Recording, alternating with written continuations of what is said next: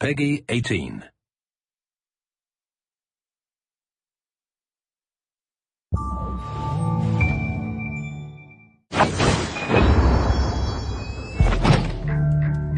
So in addition to the story campaign, which is represented by Prologue, we have 4 additional game modes which make up what we call deniable ops. Those 4 modes are Hunter, Infiltration, Last Stand, and Face Off.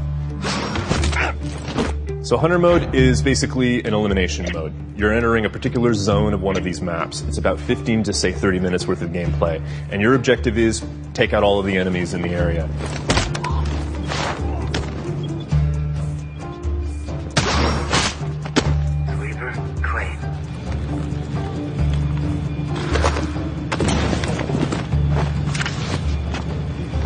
If you slip up or if you get a little too noisy, maybe you're not as stealthy as you need to be, of course reinforcements will show up, and that makes things a lot more difficult. Target spot! We also want to make sure that players have a chance to pit those skills against one another. So we've introduced an adversarial mode, spy versus spy. We call it Face Off. And the concept is that these 2 agents are stalking each other in the shadows, as you might expect. But in order to add a certain element of strategy to it and make things a little more complicated, there's also an enemy AI element.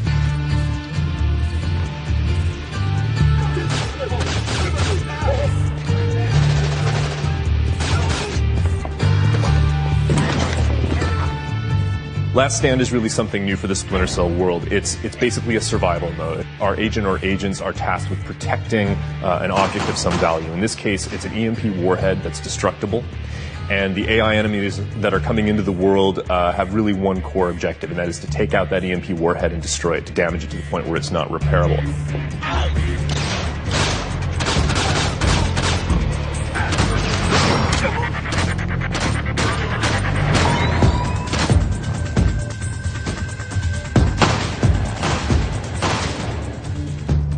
Infiltration, I like to think of as our gift to the loyal Splinter Cell players, the people who've been with the franchise from the very start. It's pure stealth gameplay, which means if you get detected, it's game over. And as you would expect, we introduce a lot of security ingredients into that mix. So we see cameras, we see turrets, we see lasers, all of these elements which help make things a little more difficult for the players who are trying to move through this space without getting spotted. Tango down, neutralized. With all of these new gameplay ingredients and new mechanics that we're giving players to try to use and explore, we want to reward those players that are using those tools. We want to reward the players that are being the completionists and are exploring every corner of the game.